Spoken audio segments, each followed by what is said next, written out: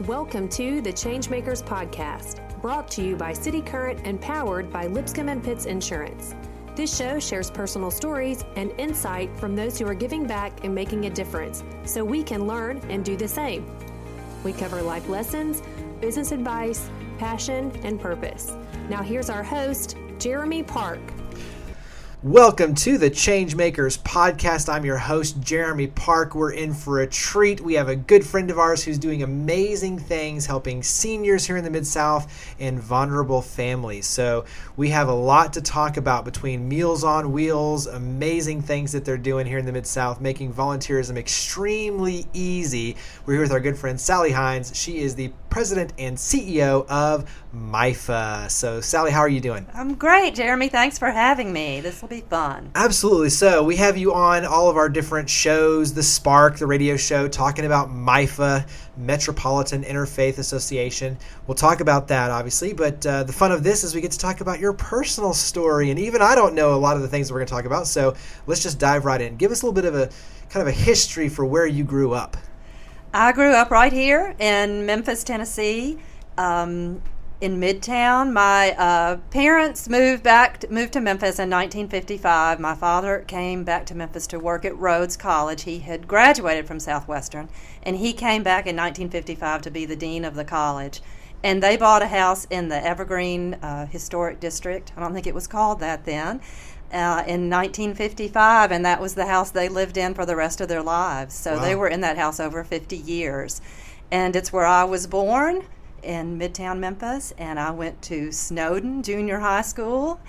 It was 9 years then, so I did 9 years at Snowden, and then I went to Central High School, and then I followed in my father's footsteps and went to Rhodes College. So I did most of my education right in Midtown Memphis. That's pretty cool. I mean, that's actually... I think so far for these episodes a rarity, so that's a good thing. Brothers, sisters, talk about other family members. I have three older brothers, and they are significantly older than I am. The two oldest are 12 and 11 years older than I am, and then a brother who was 5 years older. So we didn't play much together, but a lot of love, and I certainly thought they hung the moon, and they were just the coolest guys ever. So do they still live here in the Mid-South, or did they go other places? They are all spread out. I am the only one here. So I have a brother in North Carolina, one in Eugene, Oregon, and one actually lives in Germany and teaches in Germany. Oh, wow. So that gives you fun places to visit? Yeah. So share a little bit about just, some traditions. I mean, obviously with that sort of family, I've got to believe there are certain traditions and different things that were kind of ingrained, obviously, at an early age, obviously education being one of those, but talk about some of the traditions for the family. I look back at my childhood and growing up, and I just feel incredibly lucky to have had such a stable family and, living in one home for my entire life. There was a lot of music in my house. My older brothers all played instruments, and folk music was big, so there was always a lot of music. There was a lot of art. My father, after being at Rhodes for a number of years, ended his career as the president of the Memphis College of Art. So we spent a lot of time there. I went to Saturday school classes and took pottery and drawing and different things. I was about to say, so what are the things what is Sally good at? Is it art? Is it music? Is it instruments? Is it singing, songwriting? What are some things I got none of the music gene, and in fact, I always wanted athletic. I wanted to take tennis lessons and do all of these things growing up. But my artistic skill, I think, is calligraphy. Not many people know that I'm a calligrapher, and I make our holiday card every year and things like that. So that's my artistic talent. That's an impressive talent. Calligraphy is tough. But I mean, I think that's the cool thing is you see the business side, but in many cases, especially for what you do, there's an entrepreneurial side, and that comes from that creativity. So sitting down, whether it's with little time available or more time available, but usually there's a really cool creative side. So that's neat to see. Talk about maybe, some bits of advice. When you talk about growing up and obviously being involved, especially with your family, with education, with art, what are some things, either philosophies or just statements that your parents used to say that kind of resonate still to this day? My father was a teacher, and so I think that his theory of teaching was really being able to connect with someone, and he just appreciated people and was so open and friendly. So it's not maybe so much what he said, but what he did. As he aged or after he retired, he would walk, and he loved walking in Overton Park, and he would meet everybody else out walking, and particularly all these ladies who might get out in the middle of the day and be taking their walks too, and they became friends, and they would come to our house. And so I think from my father, that openness to people and wanting really to connect and on a personal level with people. My mother is just kindness and love and this wonderful, quiet, steady package. And growing up, our house and the neighborhood, there were so many children in the neighborhood, and we would play together. And our house was the house that everybody wanted to come to. And I think that really was because of my mother. One reason was every Saturday she would bake a cake. Oh, and nice. So everybody food does draw people around. That's right. But looking back, it's really special. I think that for my parents to have, because you don't realize it as a child, but now looking back to know, oh yeah, it was our house, and that's where all the neighborhood, we were in and out of everybody's houses, but I really do feel like I've heard from friends later that, oh, it was your house, Sally. We all wanted to go there. Were they big on taking trips or going to different places? We were very lucky to travel. When you have an academic schedule, at least in those days, my father would get a lot of the summer off, and they were very deliberate about taking us all on trips as a family. So often we were camping, or we went out west and went to the national parks, and we would rent trailers or houseboats and do that sort of thing. But also lucky, we took several trips to Europe. My father was on the board of a program in Aix-en-Provence, which is in southern France. So we got to go there a couple of times, and to England, and just to be open to all of that amazing. I realized that I was really lucky to have made all of these trips by the time I was a teenager.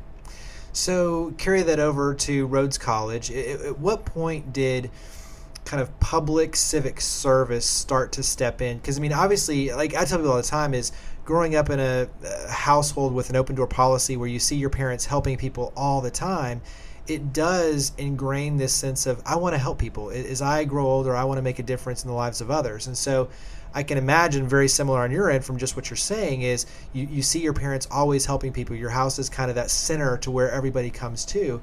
So obviously that definitely paves the path. But at what point does that start to kind of step in where this is really what I want to do? What did you major in? I majored in American Studies, which was just a big, broad area. I think that's, in a way, part of my personality. I didn't want to be focused on something very specific, and American Studies gave me the chance to study literature and history and art and architecture. So it was a nice broad major, and it always gives you something to talk about at parties. So you can bring up a lot of fun conversation, yes. The walking encyclopedia. Right. See, so there you go. For next time you run into Sally, just ask her some random question, and she will give you the answer for American history. Exactly. Rhodes has, certainly today, I know people recognize Rhodes for service and what an important part it is of the culture there.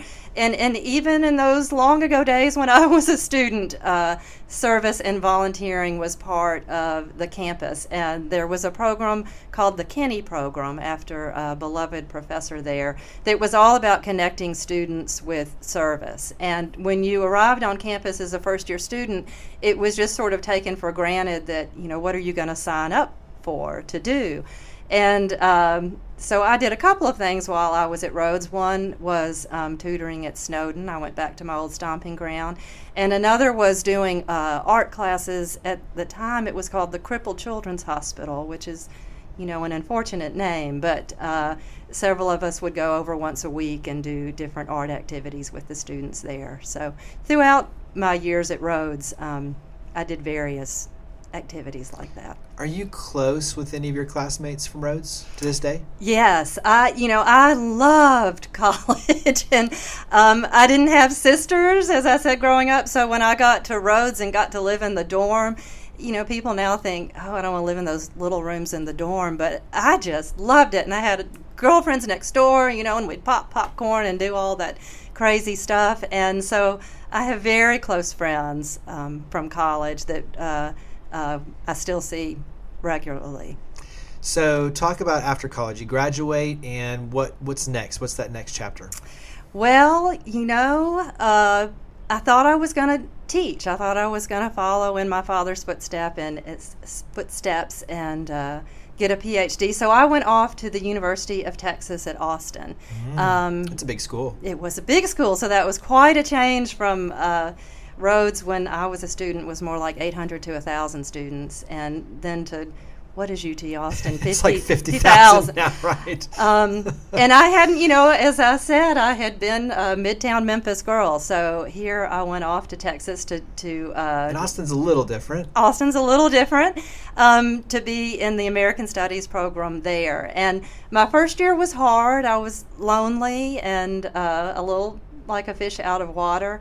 But I grew to love Austin. Yeah, great place, great and school. Loved the university, although I didn't so much love working on a PhD. So that changed. But you mean dissertations aren't fun? That's right. So I decided maybe that's not the path. But I would have loved to have stayed in Austin. I think probably every graduate student tries to figure out a way to stay in Austin because of the music and the outdoor activities. And I was there in the early 80s, so it was really before the big boom of Austin. But it really hit me being in Texas how proud Texans are of Texas. You would know that, wouldn't you, Jeremy?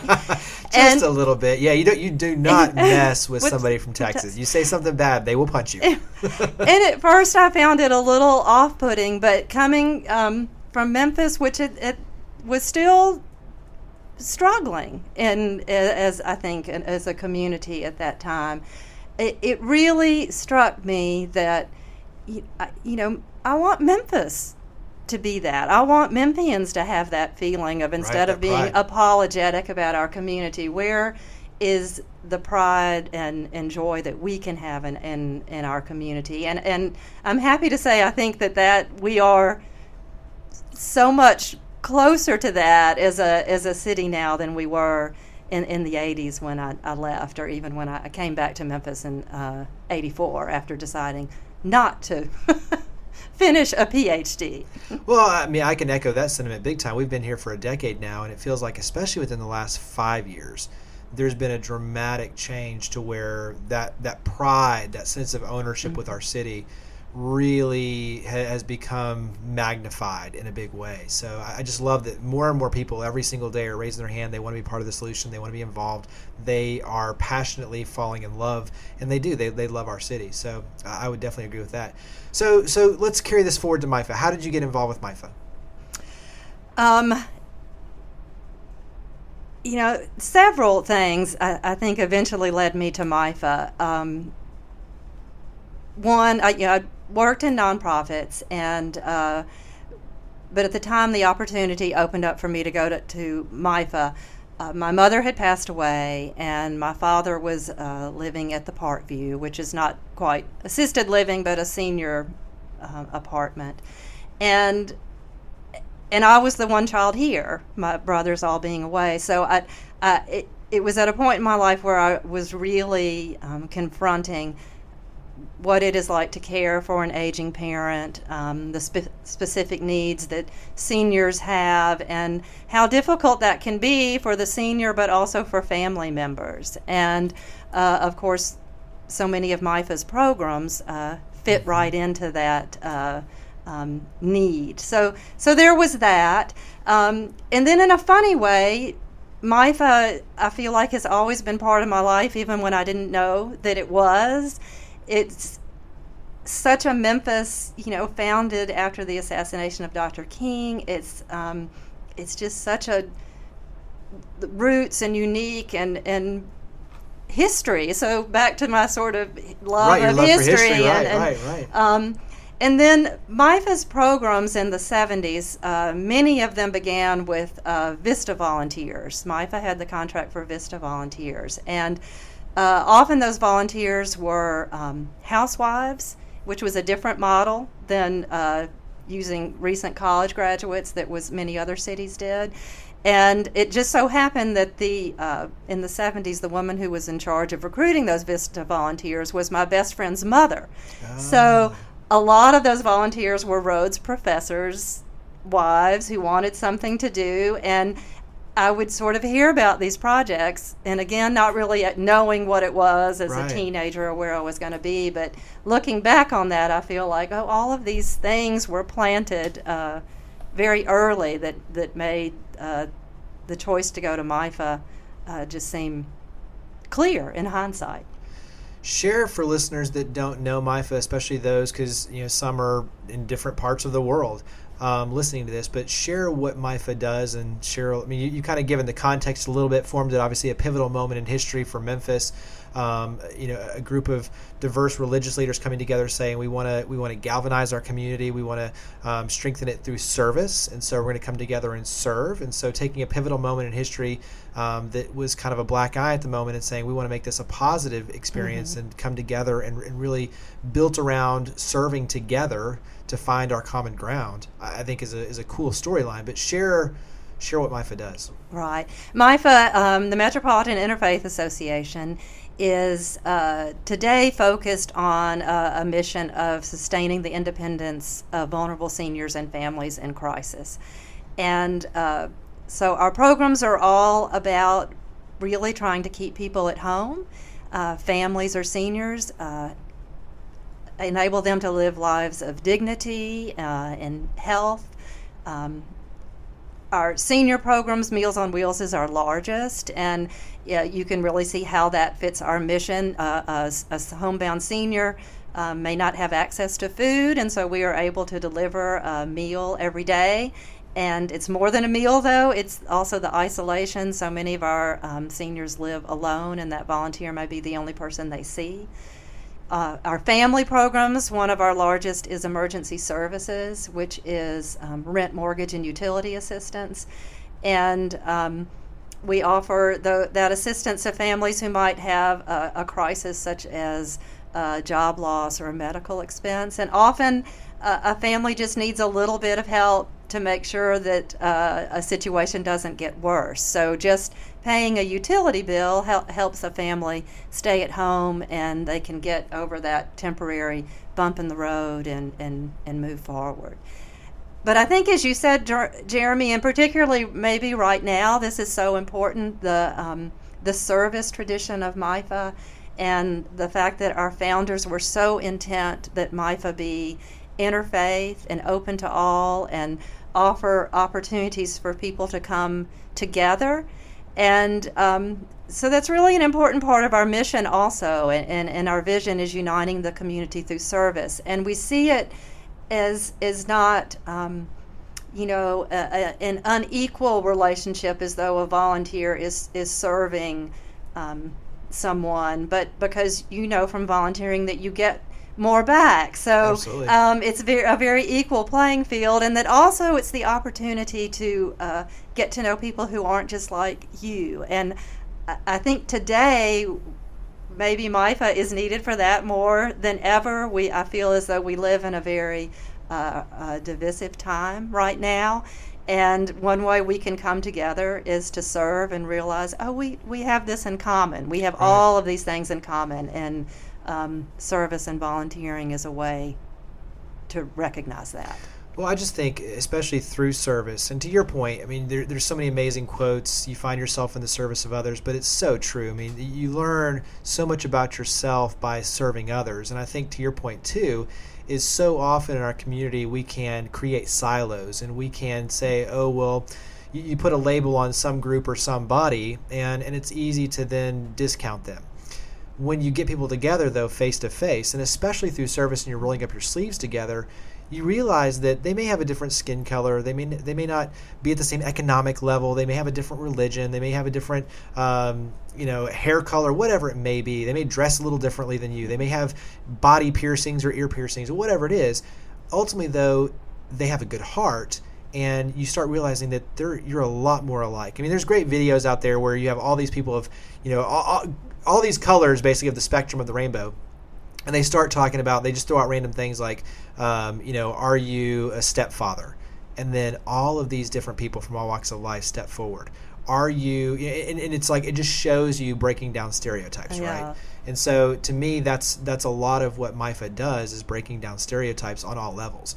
Let's start with Meals on Wheels, because I think this is one of my personal favorites, because it's service oriented. You go there, you have a huge industrial kitchen that you're making thousands and thousands of meals.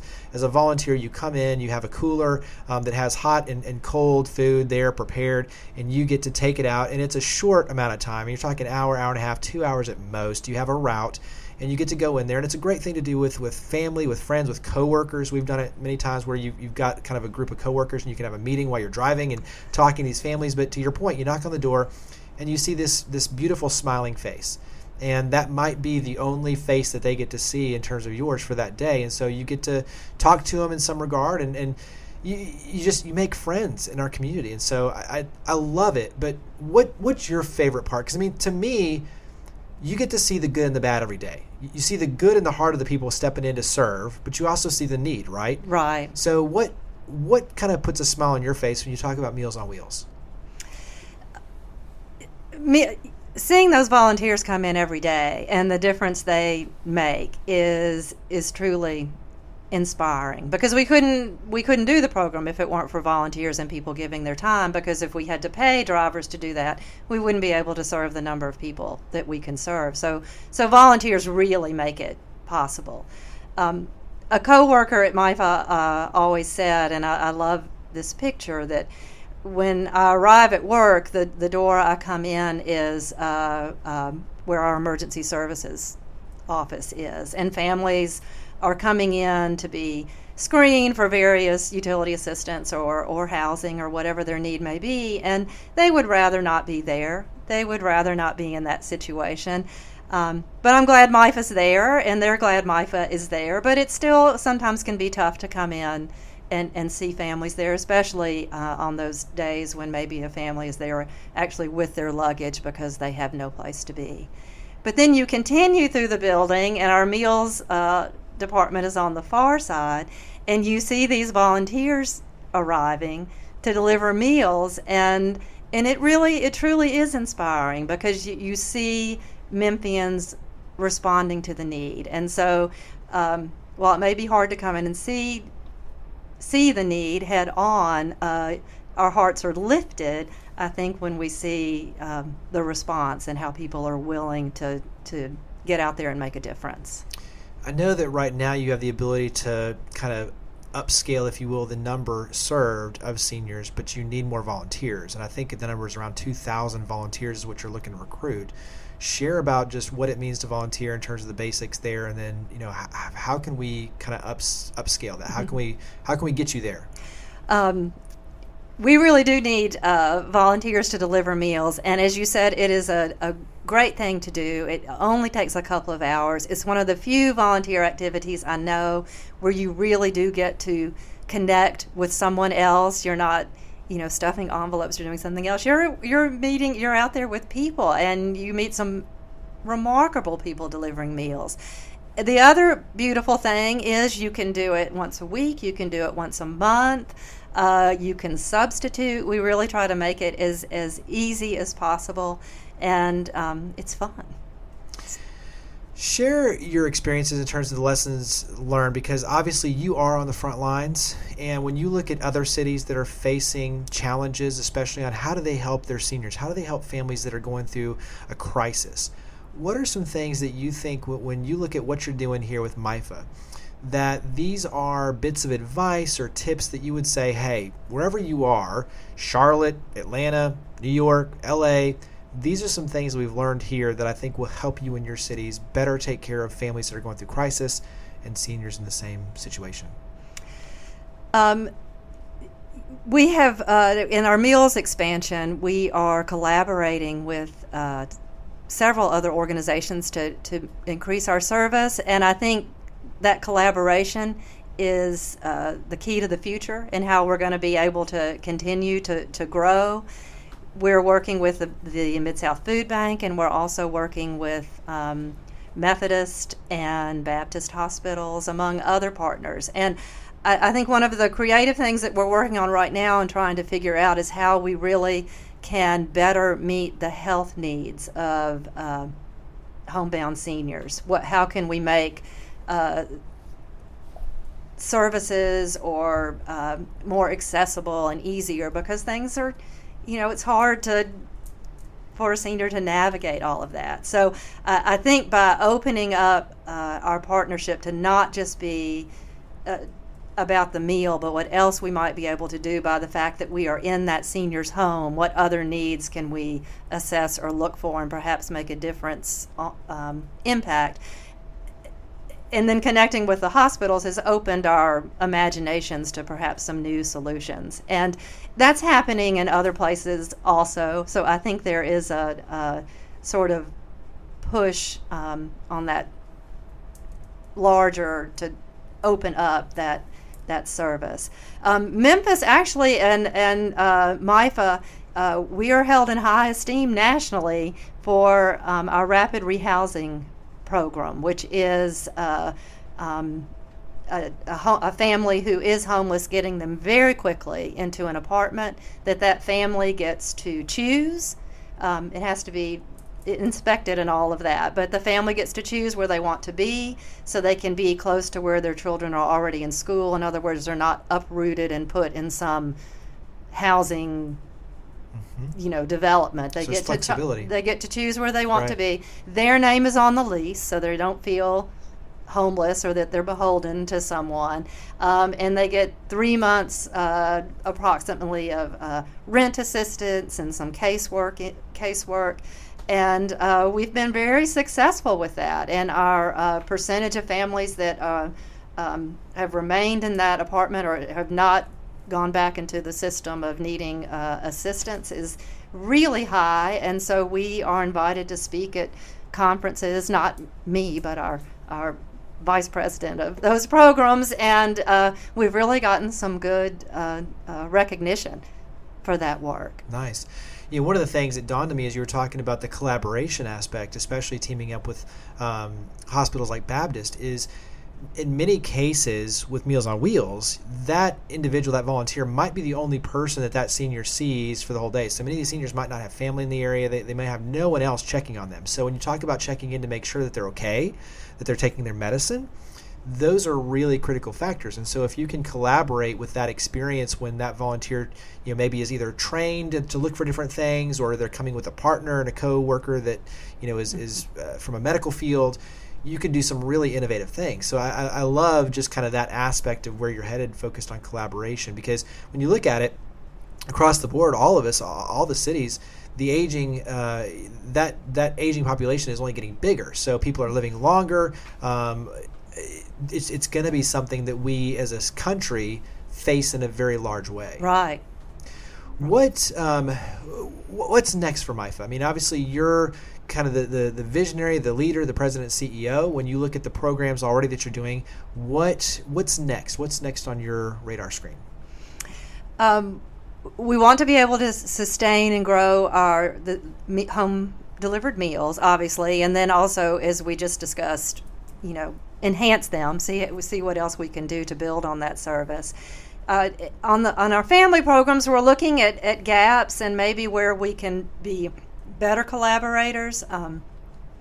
What are some barriers to employment? What are really dig into what those challenges families are facing and see if we can be a little bit more upstream, if that's the word, in connecting families with those things that might prevent them from getting into those situations. And then really exciting on the horizon is MIFA's 50th anniversary.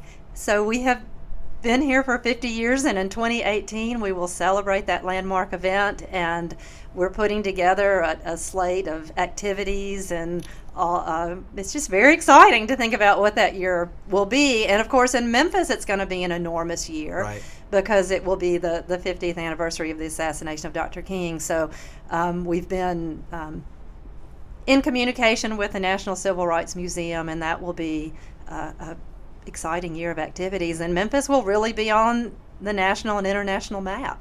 Absolutely. Carry that forward a little bit, because it's switching the conversation a bit, but you as a nonprofit leader, you as a nonprofit in general, you always struggle with three things. Obviously fundraising, and that's a big piece of this, raising awareness, so the marketing, the communication, getting the word out, and then volunteer board recruitment, so the activation of the human capital side of this. What would you offer? Because you're very good at all three. I mean, you've got a great team, but that's one of the things that does make you special is you're great at volunteer opportunities and creating those, getting people onboarded, the orientation. You're great at obviously raising the money to be able to do what's needed to be done. And I know that there's always a need for more, and then getting the word out obviously as well. So what would you say to other nonprofit leaders in terms of helping them with their nonprofits? What are some things that you've learned along the way, some tricks of the trade, if you will, that on the nonprofit side of helping them to do some of the things that you're doing? Well, of course, every nonprofit, thank you for those kind words, and every nonprofit is different, and so models for sustainability will be different.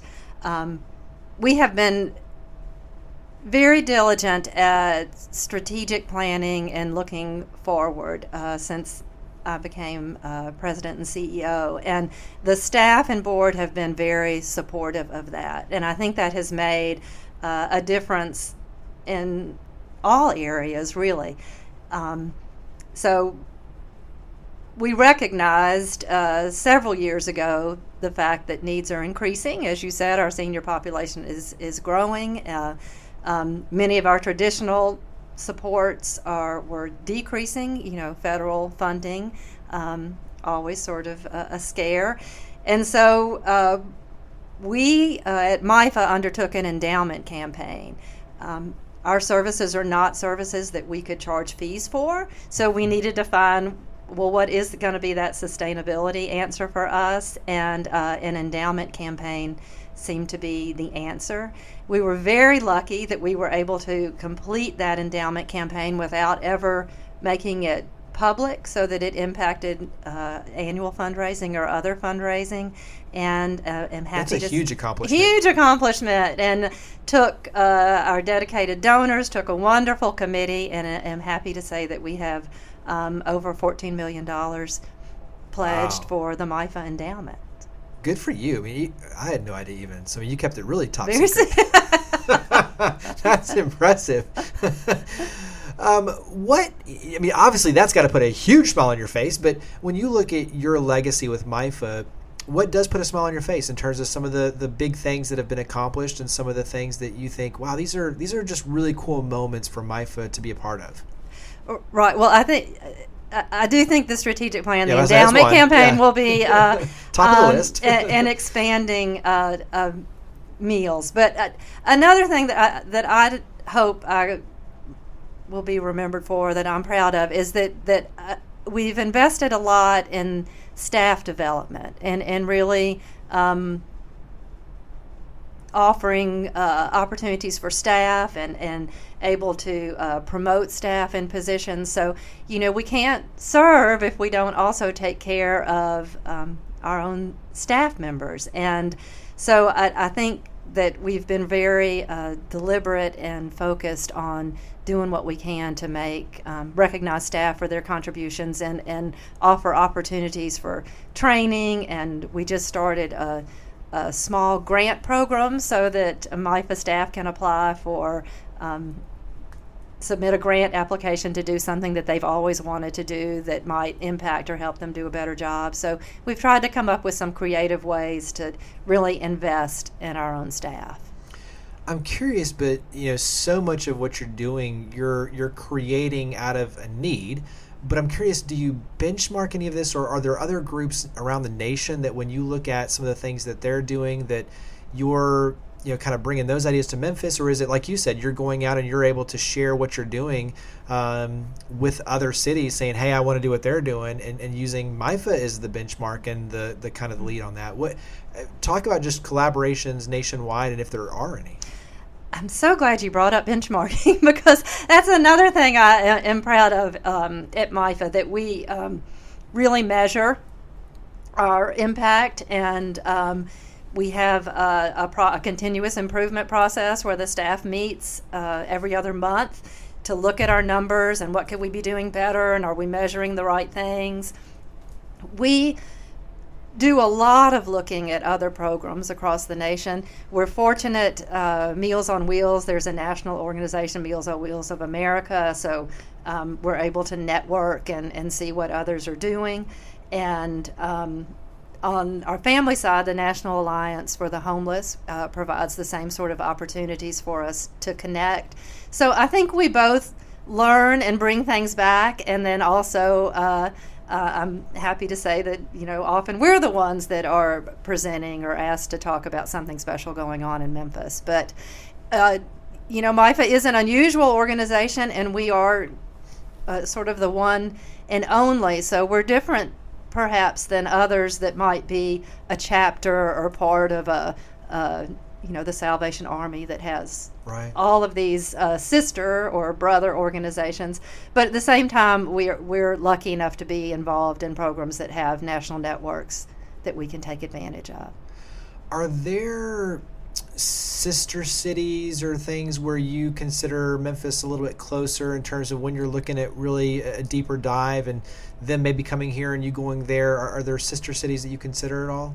Yes, there is a very similar organization in Houston, I think it's Houston Interfaith Ministries, and they have sort of the same kinds of programs, but also very focused on interfaith opportunities, and the same way MIFA is. So we do a lot of connecting and, hey, what are y'all doing? And that's help. But I think that's the cool part about this, is that when you talk about the work you're doing, you're not just doing it in a vacuum, right? So you're connected, obviously, here within the community, but then the larger context, you're sharing and you're benchmarking, and you're really helping other cities, and they're helping us, so that we can be as effective and as efficient as possible. Mm-hmm. So I just think when you step back and you look, it's like you're doing great work, but at the same time, in the larger scope of things, you're taking advantage of all of the opportunities that are out there and the resources that are out there, so that you can make the best use of it. Mm-hmm. So I love it. So switch over one more time a little bit, and let's go back to kind of the volunteer side. Is for someone that says, I want to get involved and I want to make a difference, where do you lead them? We the MIFA website is a great place to start. We are lucky that we are partnering with Volunteer Odyssey, our friends at Volunteer Odyssey, Sarah Petchnick. And she has been incredibly helpful and has offered her Volunteer software Compass. And Volunteer Compass. So it has already made a difference in terms of recruiting volunteers and getting the word out. And tracking all the hours and benchmarking exactly, those hours. Exactly. So I feel like we are, again, benchmarking and all that. She's helped us move light years ahead in doing that. We now, if you are interested in delivering meals, we can take you on a ride along, so you can come and try it out and go with a volunteer who's been doing it for years and see how it feels. So that sometimes takes the fear factor away. You don't just come on your own and we send you out. You have the chance to test drive it. Share one last aspect, just curious, technology, because Meals on Wheels, I'm thinking, especially when they give you the route, now with smartphones, I mean, that's enabled people to literally just show up, and whether you do a ride along or not, it's like, here's your route. It's like, boom, got it, plug it in, ready to go. So technology really, to me, has enabled a lot of opportunity to make it more efficient. Has technology kind of been pervasive throughout?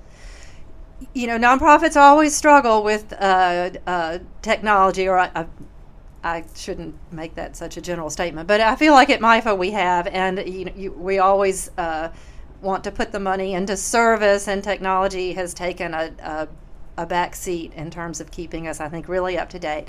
But we got a grant just this year to invest in technology, especially in our senior programs, because our route sheets have been these pieces of paper with little notes about you turn down the one-way street, and here's how you get there. And you go around the corner, and you knock on this. I mean, it's very detailed. It's very detailed, yeah.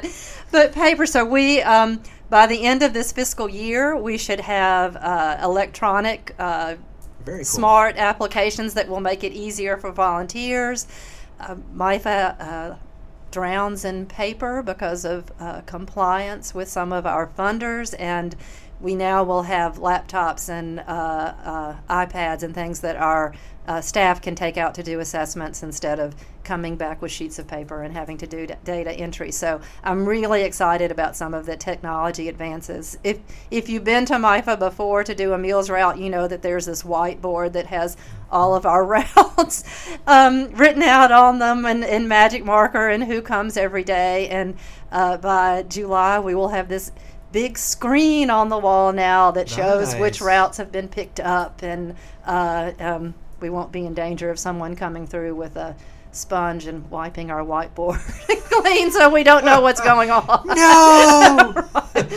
But, okay, so even back to the earlier conversation on collaboration and going in as a team and being able to look at other things besides just delivering the meal. Well, imagine, to your point, if you have an iPad and you can kind of check off this checkbox of, have they taken their medicine? Are they looking okay? Like, you know what I mean? Like, you can do some really cool things that then automatically populate back on your end, so you know this person saw them, they delivered the meal, they were in good health, they had a conversation. All of these things that using technology can really, I think, not only enhance the experience of the volunteer and the person being served, the family being served, but also, too, back to your standpoint of benchmarking, accountability, and making sure that everything is done correctly, the collaboration side, that has huge potential. Right.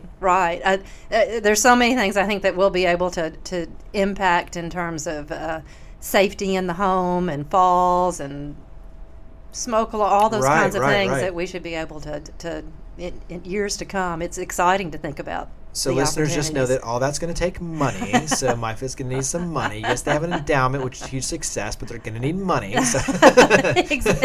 Exactly. That endowment has, putting your words in your mouth, but hey. That endowment has spending policies. It has to we're talking remain in perpetuity. So, okay, so we're going to go ahead and switch over to one of my favorite parts, which is just it's a lightning round, so it's short answers, but it's really just kind of a personal. And like I said, none of this, there's literally, we walk in, we turn on the microphones, we just talk. There's no script for anything we do. Sometimes we luck out. Sometimes I take it in weird directions. But let's start with just the easy kind of fun ones, the ones I normally start with. What's a recent book you've read? Let's see. A recent one that I enjoyed. You don't have to enjoy it. It can okay. Just be a recent book you've read. One that I did really enjoy in the past year or so, A Gentleman in Moscow. What was that about? A gentleman in Moscow, obviously, but it's about a gentleman that was under house arrest, and he lived in a hotel, and the rich life that he enjoyed in this hotel with all of the staff. He couldn't go out, but his life was rich and gracious, and it's just a beautiful book. Like house arrest, a lavish hotel is the place to be. He did eat room service every day. He did eat pretty well. Yeah, geez, nice. Hey. But that's a little outside of your American history. That's true. So I guess now you're world history. So, okay, recent movie you've watched. Doesn't have to be in a theater. It can just be a movie. Well, I do think the most recent one in a theater that I saw was Moonlight. Okay, nice. What's a TV show that you enjoy? Like a series or anything regular that you enjoy?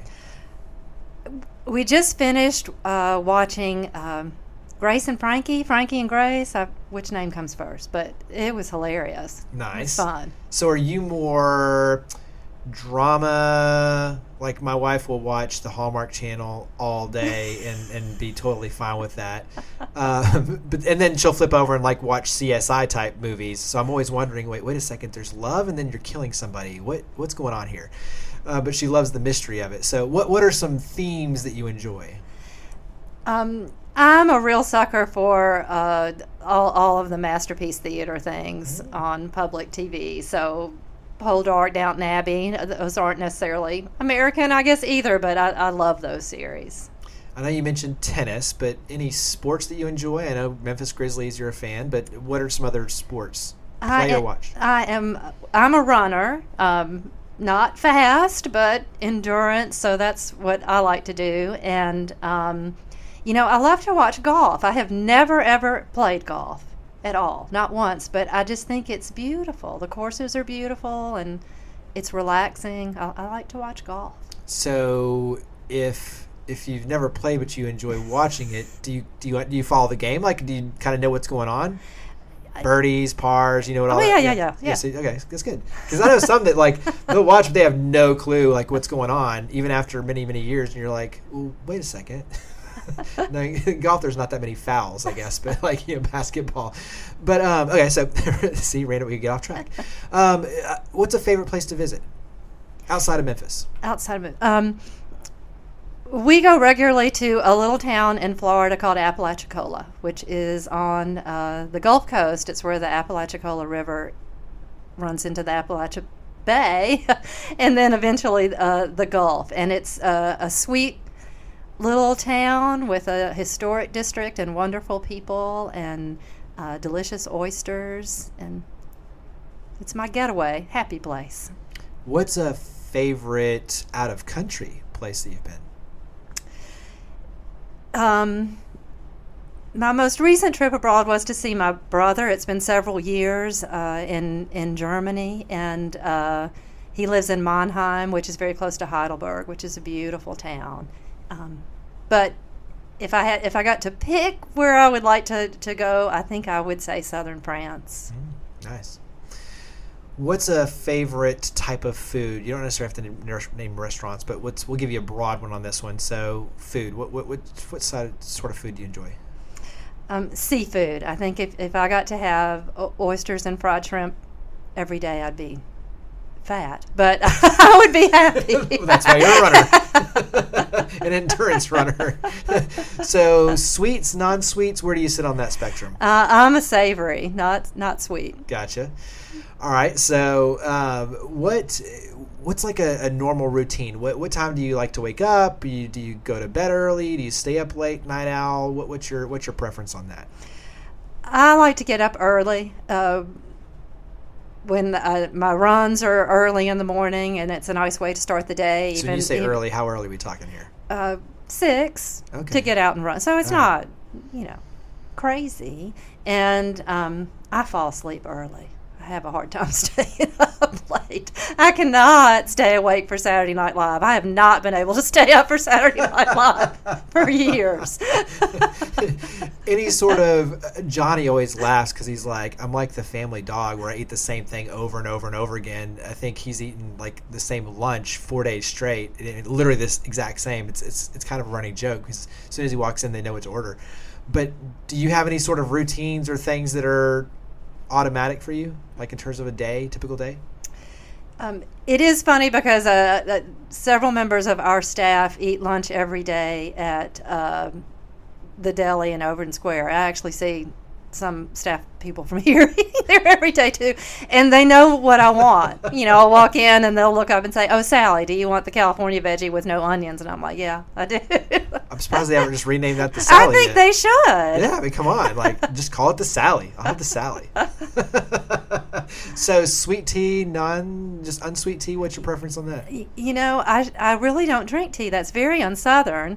Unsweet is my preference, but I just drink water.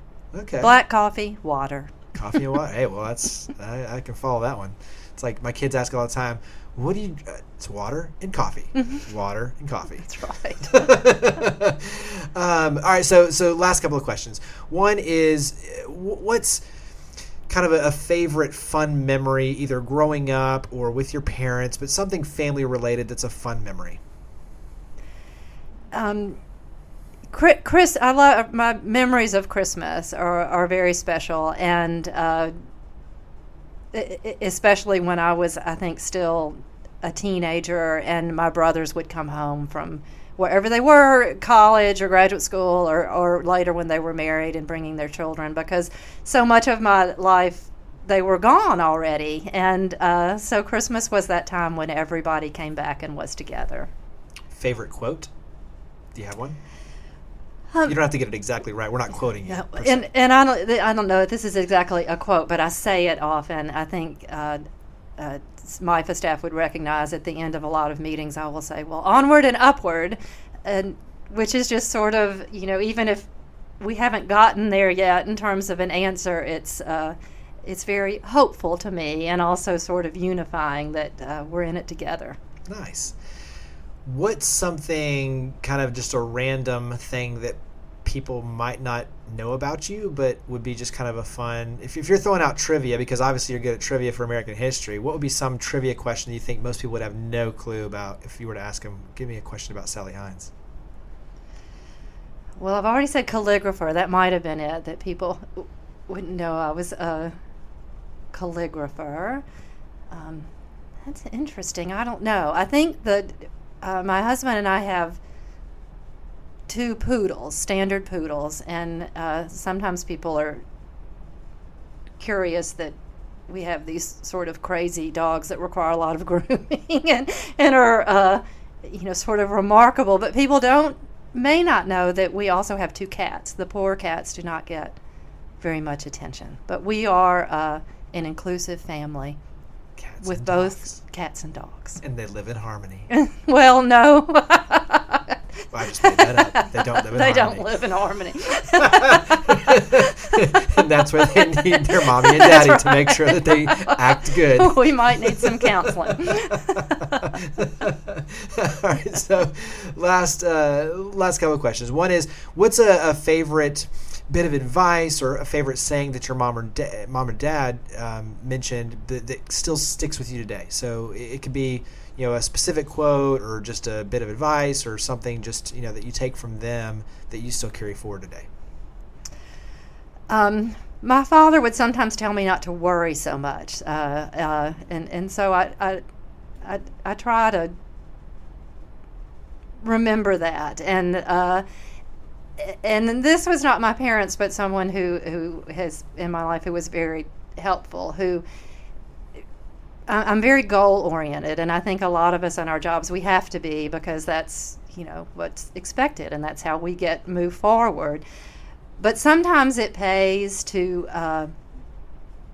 just stop and enjoy the moment and remember to be grateful for what is there right now. And I used to play a lot of tennis. That was my other sport, and I played doubles and had a wonderful doubles partner. And sometimes after a really great point that we might just have won, we'd be walking back to the baseline, and she'd say, let's just take a moment to enjoy that. And so I think that's important in this crazy world, to sometimes just look around and say, let me appreciate this right now. That's pretty cool, yeah. Usually it's let's get to the line and get the next point because you got momentum. I mean, speaking of tennis, like our tennis director when I was out at Beverly Hills Country Club was a guy from the Bahamas, and he would always say, Jammy man, no worries, no worries. Life is short, enjoy it, no worries. Who cares you shanked that ball over the fence?